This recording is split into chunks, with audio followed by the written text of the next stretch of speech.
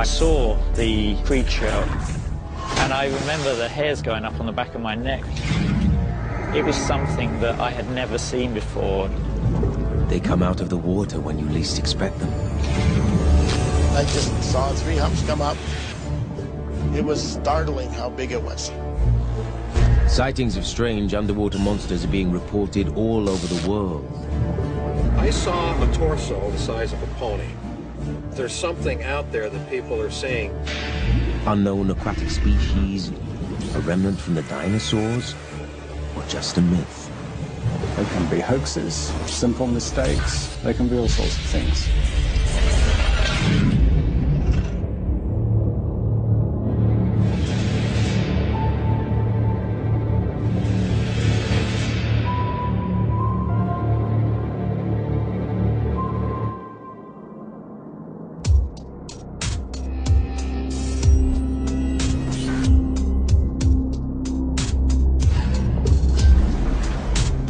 Loch Ness is enormous. It's a fantastic body of water. Since the 6th century, there have been reports that a monster lurks in the loch. A good part of the evidence for the existence of a creature in this water is witness testimony. Mikko Takala thinks he spotted the beast while walking the Loch Ness shoreline in 2003. I was near the water's edge, saw the creature. It was a kind of very dark brownish colour, a sort of scaly colour, much like a sort of snake-like texture. It wasn't just sitting there, it was actually swimming against the current. And I remember the hairs going up on the back of my neck because it was so vividly something that I had never seen before. Takala isn't the only one who insists he's laid eyes on the creature here. I remember that day, that it was a very sunny day, and really still. In 2010, Richard Preston was hired to redesign the landscape of a castle that sits on Loch Ness. The first things we were doing that day is checking out around the castle to see what jobs needed doing. And I went for a quick visual inspection around the terrace of the castle. The terrace looks over the loch. I saw something out the corner of my eye glinting. You see things all the time, but you dismiss them because they're just normal. And this was something different. And I proceeded to go from the terrace down to the loch for a closer view. I was shocked. It was shining as if it was wet. So it had 3 humps. And it was just shimmering in the sunlight. And it looked 3D. It just stood out like nothing else I've ever seen before. Not really understanding what it was that I was seeing. The story of the Loch Ness Monster isn't just a strange Scottish legend. Similar tales in faraway seas make this a global phenomenon. People insist they've seen cryptic creatures making unexpected appearances in photos and video. Oh, look at this! Over here! Oh my gosh! And rising from the waters. Some of these reported sightings come from the northeastern United States at Lake Champlain.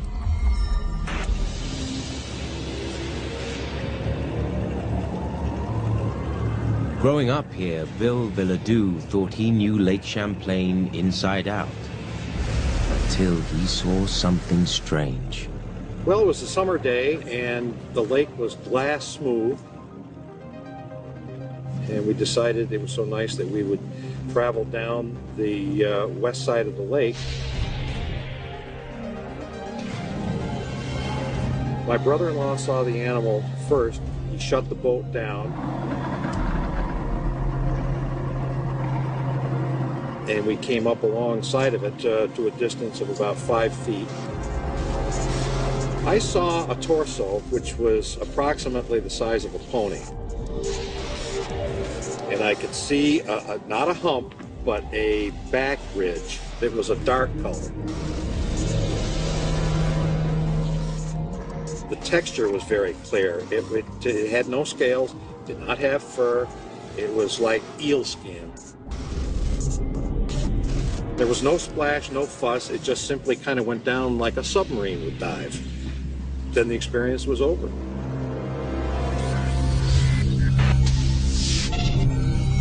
There's another place in North America where the legend of a sea monster has also taken hold. The inlets of Vancouver Island, Canada, sit at a similar latitude as Lake Champlain. But unlike Lake Champlain, there's a wide open path here to the vast ocean. In the late 1990s, Robert Iverson stepped out of his house on Vancouver Island. Well, I was sitting in the chair there, just looking out into the water. And I saw this 3 humps come up.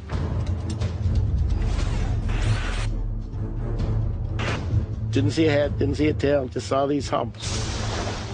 And it was the size and the speed that really made me sit up and take notice. And I just leaped up out of the chair to sort of try and get a better look at it, but then it was gone. And then I'm looking and looking and looking, and then I see it again. And that's when I was convinced I had actually seen something.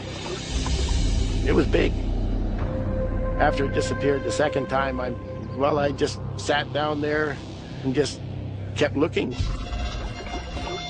It was startling how big it was. Because, you know, sitting there, you see seals go by all the time, and whales. And this was bigger than any of those things. You see strange things out in the water, but nothing like that. Whenever I'm looking out there, I'm looking for it. I have never seen anything like it since or before.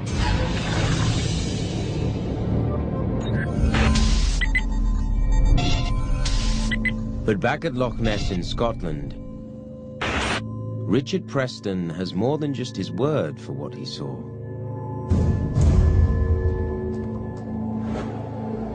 I took pictures on my phone because I couldn't believe what I was seeing, really. I looked to see if any colleagues were around so they could look at what I saw, and nobody about. And I turned back round to the loch. There was nothing. Not a wave, a wake, or anything, just still. And it just disappeared. Researcher Miko Takala believes Preston might have captured a rare picture of the elusive creature. This is a promising sighting. The interesting thing about these photos is it looks fairly large. I would have to estimate it at 15 to 25 meters long. You have 3 or 4 humps in the water. It's one of the most fascinating pictures of the Loch Ness Monster that I've ever seen. But skeptics explain sightings and photos like these as hoaxes, mirages, or misidentifications. Water is mysterious. It can be a mirror too. A mirror to our own imagination. Adrian Shine has been investigating Loch Ness since the 1970s and hasn't seen pictures or anything else that he thinks proves the beast exists. Photographs can be of known animals, misinterpreted. They can be hoaxes. simple mistakes. They can be all sorts of things. Shine has analyzed dozens of pictures like Richard Preston's. In the case of Richard's photo, you've got an honest man taking a picture in good light conditions of something that we're quite definitely convinced was there. So then you have the photo. What is in the photo? By looking at the shadows, you can see where the sun was. We've concluded that the Richard Preston pictures are reflections of the sun on the water caused by house windows, and therefore do not represent evidence for the Loch Ness Monster. Shine says a trick of light, not doctoring, created an illusion in these photos. Over the years, some people have tried to fake pictures of the legendary monster. The camera lies much more often than the witnesses. The classic pictures have got nothing to do with Loch Ness monsters. The most famous photo of the Loch Ness Monster is known as the surgeon's photo. And it is the one image out of all the images which is probably in the backs of the minds of almost all the inhabitants of the Western world when they think of the Loch Ness Monster. But 60 years later, there was a surprising twist, an admission of an elaborate hoax. The hoaxer claimed the famous picture is really a model of the monster attached to a toy submarine.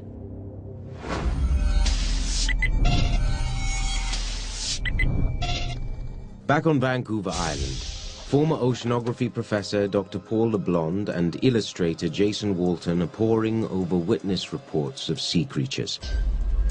This 2009 video shot off the coast of Alaska has them buzzing. This is taken by Kelly Nash from his fishing boat. There's a sandbar at the just at the back there, and the fishing boat's over here. The head occasionally comes up. At one point, there's a jet of water that comes up in the air. It blows. Pretty amazing. This is the only example that we have, I think, of one of these animals blowing from the back of its head, apparently. Right. The blurry video makes it hard to tell exactly what this is. Walton has also created sketches based on descriptions from witnesses who report seeing a sea monster. There's the head, there's the tail, it has serrations at the top there. The witness descriptions have been so regular and they match each other so well. I really do think that there's a large mystery in our oceans. Eyewitness testimony in a court of law would hold a great deal of weight, but science is not the law. People's impressions of what they see might be influenced by their expectations, by one's memory, by one's desire to make a story that you can rationalize.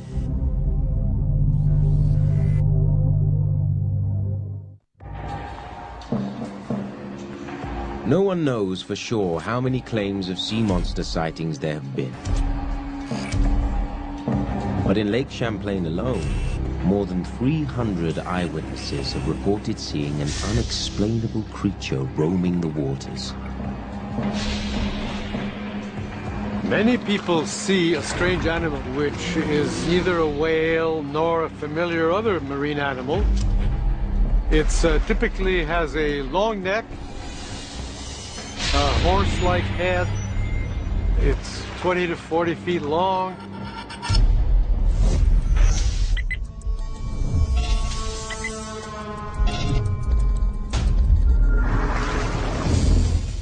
Over the past 16 years, biologist Dr. Ellen Marsden of the University of Vermont has documented over 70 species of native fish living in Lake Champlain, but has found nothing large or serpentine. There's nothing in existence today that has that sort of configuration. There have been many attempts to prove the existence of the monster of Lake Champlain, and searching can be a challenge. Lake Champlain's big. Underneath the surface, it's not only a huge three-dimensional area to look, But the visibility's bad, so you've got a fairly limited sphere of vision. And Marsden says for a creature to survive here over time, there would be signs that it's breeding. This is one of the biggest arguments against there being a lake monster. You can't have just one. You've got to have something like 50 for a stable population. 500 to 5,000 is a more comfortable population to be sure that it will continue over time. You'd think you'd see them a little bit more often. The lack of physical evidence does not deter those dedicated to tracking sea creatures that many consider fictional. And that includes searching along Canada's Pacific coast.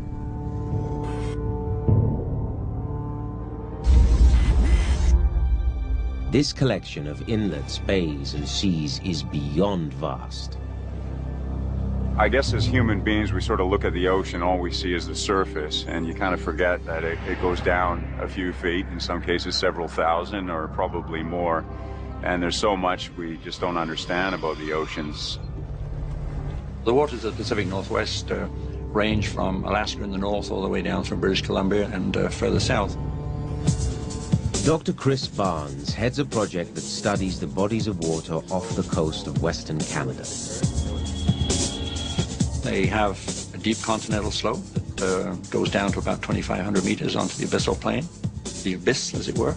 So a very complex system from the oceanographic viewpoint.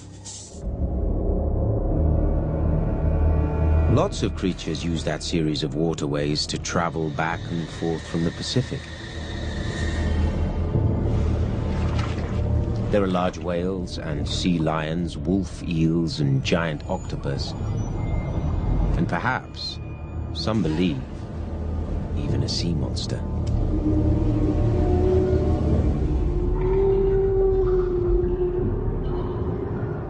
Some say evidence of sea creature sightings goes back thousands of years. As you drive around the Scottish Highlands, you will sometimes see rather mysterious stones. Quite big ones, and they're carved. And they were left by the Picts, which are mysterious to us because they didn't have a written tradition. But they did carve these stones, and it's been suggested that one particular image, which is sometimes characterized as the Pictish elephant, might be the Loch Ness Monster.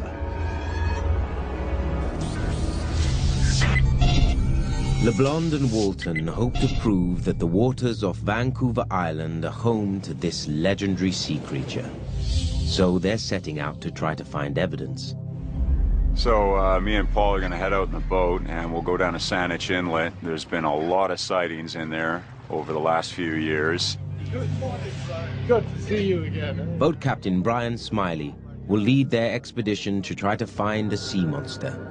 The boat is specially designed for wildlife viewings. Joining the search for the elusive creature are diver Matt Smiley and biologist and skeptic Paula Romagosa, who will pilot an underwater ROV or remotely operated vehicle with cameras. This is what we'll be using today. Excellent, excellent. So we'll be able to explore the bottom of the ocean. What a boat you got here, Brian. It is totally unique, isn't it? Yeah, it'll definitely give us a very stable platform to be able to work from today and allow us access into some of these little coves and bays that deeper draft vessels definitely can't get into. As the boat heads out, Romagosa preps the ROV for its underwater mission. So it has two cameras. This one here is a color camera. Yeah. The one down here is a black and white. So if we're deep in the water, where there's very little light, it's better to use the black and white camera. LeBlond is eager to put the camera in the water. But even he has no idea what they'll find out there. As LeBlond makes final preparations for his expedition in Canada's Saanich Inlet, a group of researchers are in the northeastern United States, planning their own sea creature hunt in Lake Champlain. But they are using a different technique. They believe that what you can't see, you might be able to hear. By listening to acoustics, you can find out characteristics that allow you to identify species, especially if they are hard to find. Chris Bocast is a skeptic and audio expert who studies marine animal sounds. I'm teaming up with a local researcher who has a good vessel with side sonar and an ROV. So we'll be able to do some fairly sophisticated documentation of what's going on underwater. Let's get this equipment out and get them. So what I have done is kind of made a hobby with equipment that I use.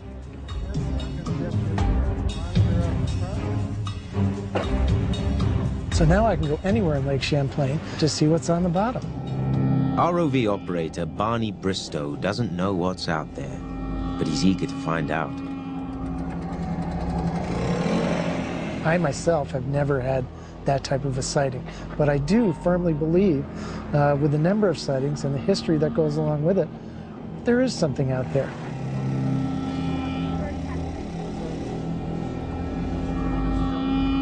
As Bristow and Bocast make their way across Lake Champlain, hoping to track the creature by the sound it makes,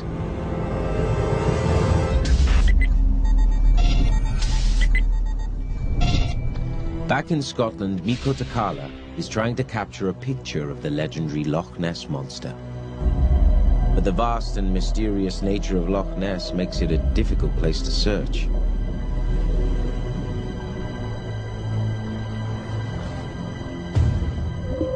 All this water is very dark, and that's due to the peat stain from the bogs. So you don't see very far underwater. It's an inhospitable, difficult environment to research. It is not beyond the bounds of possibility that there are resident creatures in Loch Ness of a large size and unknown. But there are some difficulties. Food resources are one. Loch Ness is unproductive in a biological sense to sustain a viable breeding population of very large predators. That's a problem. Undeterred, Takala relies on a set of high-tech cameras to monitor the surface of the loch. This is what I'm going to be putting up. It's a very, very powerful zoom lens, and it's fixed focus. Whatever there is in the loch, you'll see it very, very clearly. I'm just going to attach this camera to the bracket so that we can put the pole up. Is this the original camera that we were using? That is, yes, but it's been upgraded and it's got a new zoom lens. Yeah, what we're trying to get is to see what view we can get over a castle. If you can hold it there, sure. Yep, no problem. That's great. Takala and his assistant run a test to make sure they've got a clear shot of the loch. What we know now is we're getting the image that we want, the location's good, and now it's all about making it permanent. It's a numbers game because we are zooming on tightly on a very small area, but an area that the monster is seen the most often. Anybody around the world can log onto our webpage and actually see the action live on the cameras. By using the internet, someone somewhere is always looking at the image, and then we just hope that we hit the jackpot with the monster being seen again in that particular location. Takala plays the waiting game, hoping this creature of legends will make an appearance while his camera is rolling on Loch Ness. Back in Canada, LeBlond and his team chart a location where people claim to have spotted a sea creature. All right, here we are in Sandwich Inlet. So we're starting over here and we want to get to Deep Cove. We want to deploy the ROV in there and have a look at the area. And Paula, you can deploy the ROV in there, right? And yes. Is there any current in that area that I need to be worried about? We will probably have a little bit of current off on the edges of it, but right in the bay right itself, in the bay, we're fine. So we all know what to do. We're on our way.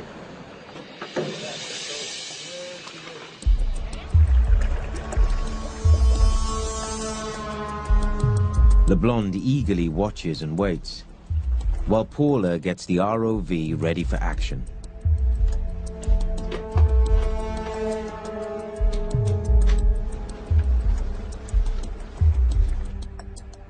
It's recording.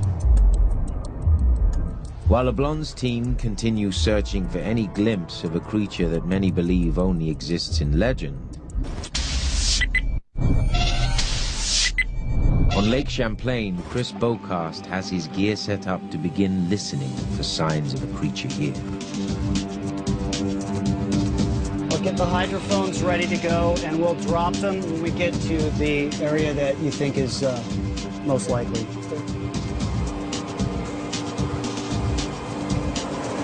If there is an animal that makes sounds on any kind of a regular basis, we should be able to capture that. What they're hoping to capture is echolocation. It's a sound animals make when they send high-pitched signals through the water.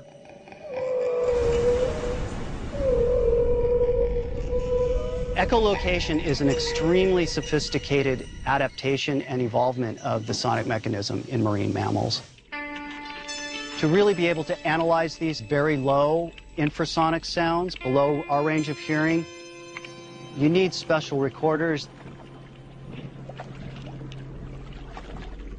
So we're going to be recording at a sample rate of 96 kilohertz. This is an active hydrophone. It's extremely sensitive. We'll put it over on one side. If there's something out there, if it does make sounds, we'll find it. One of the challenges in searching this lake is its sheer size. The lake is about 120 miles long, and at its widest, which is off of Burlington, I believe it's something like 20 miles in width.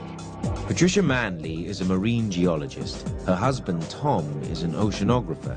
They both teach at Middlebury College in Vermont.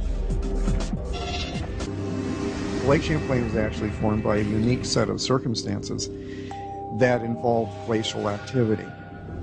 About 10,000 years ago, retreating glaciers helped sweep the Atlantic Ocean right into Lake Champlain, and all kinds of sea creatures came with it. We actually had whales coming in from the Atlantic Ocean, and we have a lot of their fossils. In 1849, workers on a lakeside railroad line made a surprising discovery. We uncovered some bones, contacted the local naturalist, said, what have we got here? It was a fossilized whale from the period of time when the lake was part of the ocean. Marsden and the Manleys are skeptical that anything related to that period could still exist here. I can't say that I've ever seen anything that looks in any way, shape, or form to some kind of prehistoric monster. Bocast hopes that what he hears today might help solve the mystery of what could be lurking in Lake Champlain. We're in about, right now, in about 15 feet of water. Is that a good depth to be doing that this should be at? fine. Okay. With their echolocation recorders, this team can track animals in any direction. So we're recording everything right now off the active microphone onto this recorder.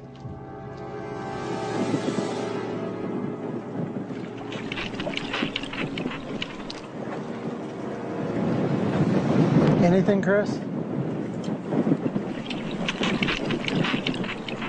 I heard an interesting click.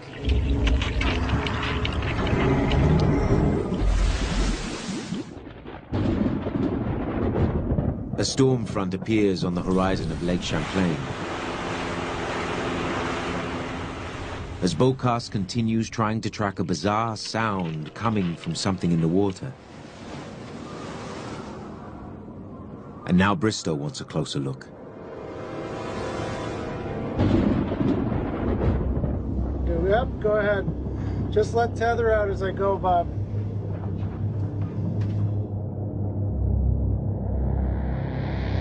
All right, here we are on the bottom. We're down about 23 feet. It's hard to say just what Bocast heard. Yeah, I just turned them off.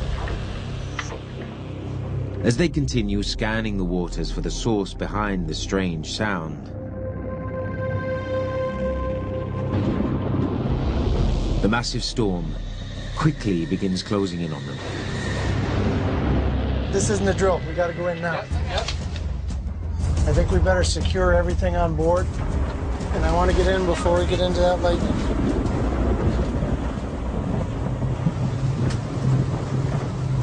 While Bocast cuts his search of Lake Champlain short, LeBlond and his team in Canada change tactics. And we're at the surface. So far, the crew has struck out in searching for the creature at the bottom of the water, so they shift their focus to the surface.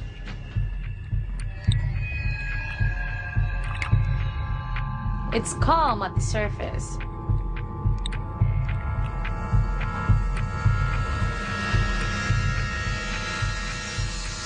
Still no action? Nothing yet. Okay, we're gonna try going to the bottom. Go back to the bottom. See what's happening down there.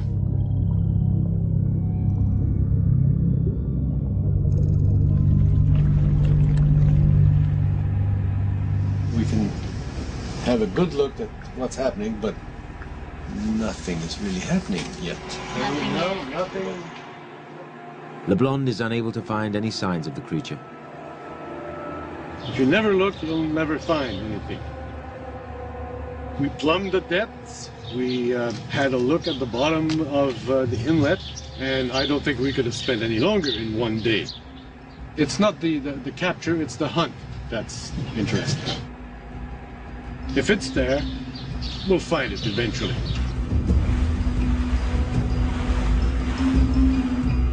LeBlond and his team in Canada call it a day and head for land. But in Lake Champlain, Bocast and Bristow have more work to do. They have found shelter from the storm that cut their audio expedition short. Bocast analyzes the audio files he captured, hoping to find a recording of something that might match the claimed sightings. I've got a couple, looks like rapping sounds or something like that. Let's zoom in on that. Looks like we have some intensity here.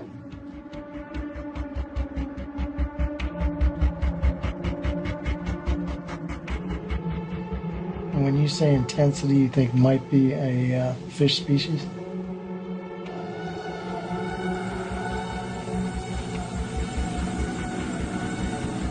These are not echolocation sounds. With the sounds I picked up today, I don't know that I got very much in terms of bioacoustic signal, to be honest. So it's going to be tough. Yeah. The weather definitely impacted our chances on recording interesting sound because the more audio you get, the more chance you have of getting some kind of good results. All Bocast picked up were man-made sounds, and no trace of the creature that people say they've seen here.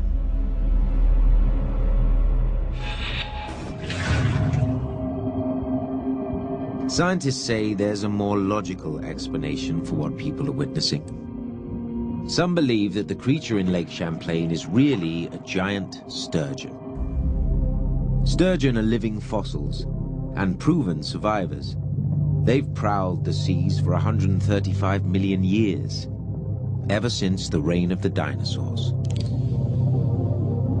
People who see sturgeon spawning for the first time are usually quite surprised at the kind of things that they can do to the surface. It's not something that you would see usually.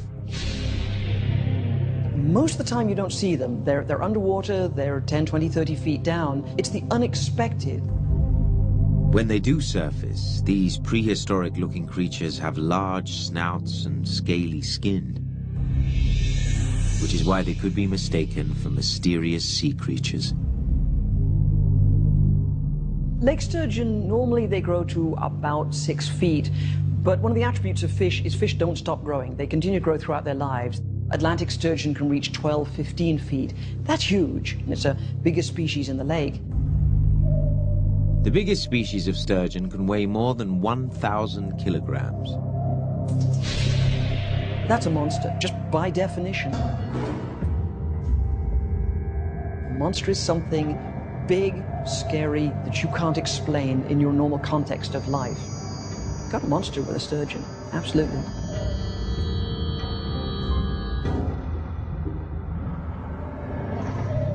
I think the creature was definitely not a fish, definitely not a snake, and definitely not a mammal. But I know there's been sightings of something out there beyond a fish, beyond the sturgeon, that is a mystery. And still others believe that a completely new species may be what people are seeing. So the ocean remained mysterious because they're difficult to get to, and they're very large, they're very deep, and they're very inhospitable, and they're full of strange creatures. People continue to discover new animals in the ocean, especially at great depths. All kinds of weird creatures with all kinds of legs and eyes and appendages that we don't understand. While searches have come up empty in Lake Champlain in Western Canada, on Loch Ness, Takala thinks his cameras have picked up on something.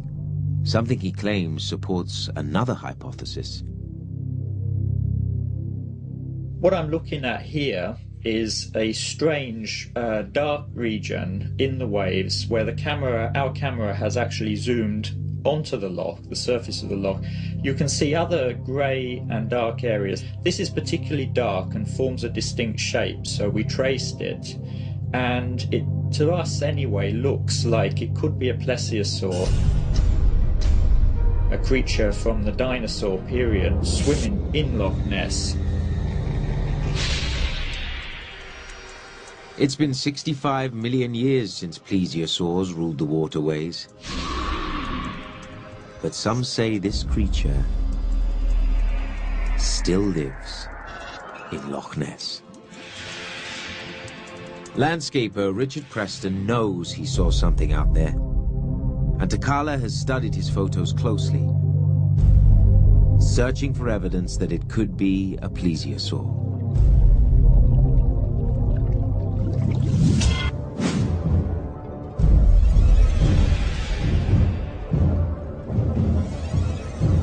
I think that the reason that people look into Loch Ness or Lake Champlain and see a plesiosaur is that they see a monster. Dr. Robin O'Keefe is a paleontologist who specializes in marine reptiles. Plesiosaurs are unique. They're a group of animals that don't look like any other animal. The plesiosaur is an interesting and I think kind of sexy animal with this long neck and this small head and this humpy back.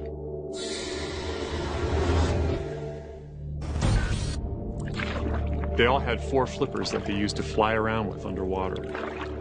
The best analogs that we have alive today are things like sea lions or even penguins. Plesiosaurs are relatively large animals. They varied in size from under 2 meters to up to 12 to 15 meters. But there's a problem with the theory that the Loch Ness monster is a plesiosaur. We have good evidence that this big asteroid or comet hit the Earth about 65.5 million years ago.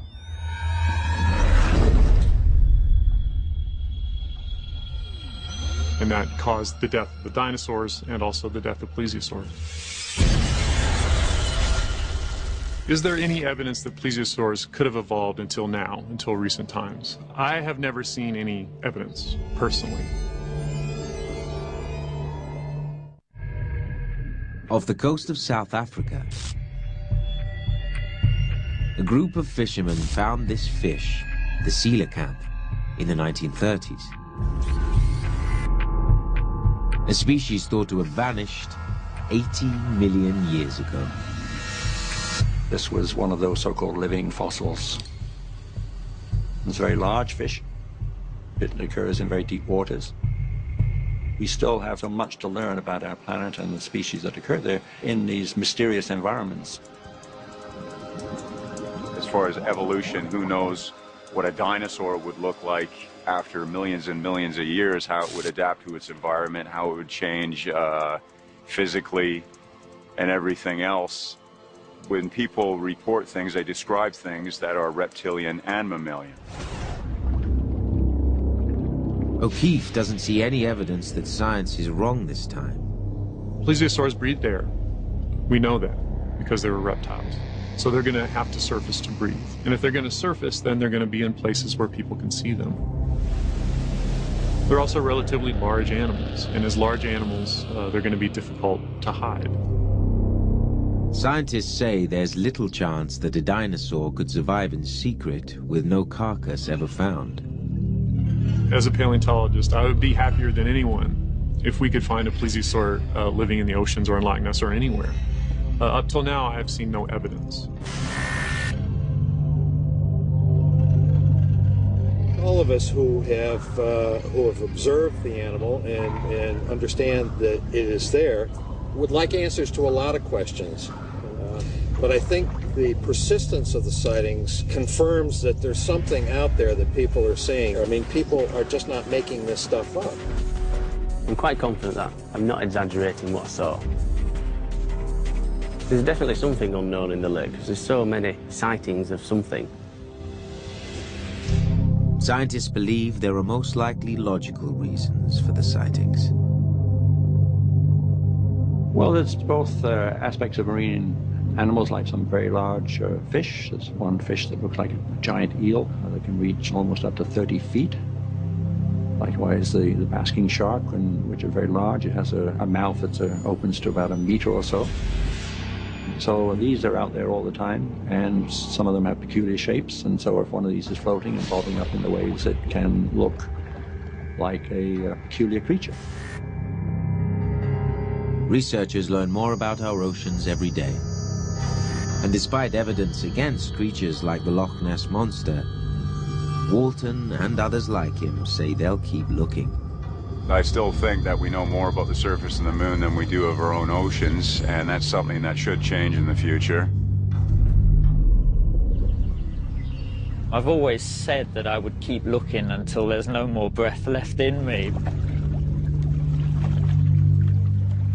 It's incredibly hard to prove that the monster exists, so we keep looking, and one day we will find it. I took a picture, I saw what I saw, and people can make their mind up from that. We still want something beyond us, dragons, something bigger than us, something more, something we cannot fully understand.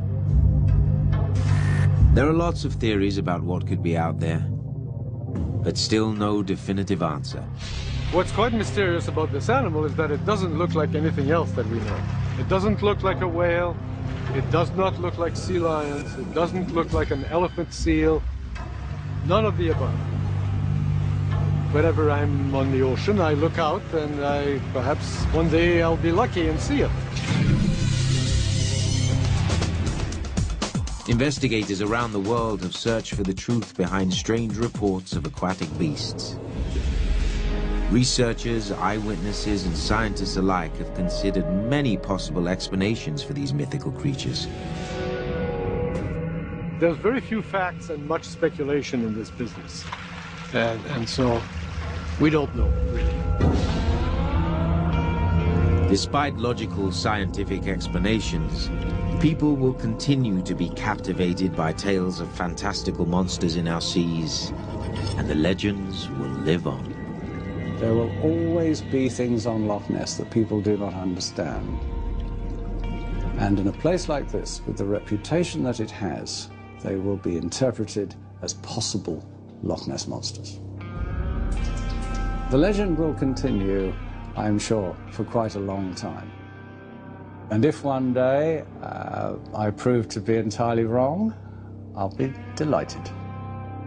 We need to find a much more realistic, tangible animal out there, either through video or observation, or better still by capture or finding one recently dead on a beach. Until we do that, I think the jury is well and truly out.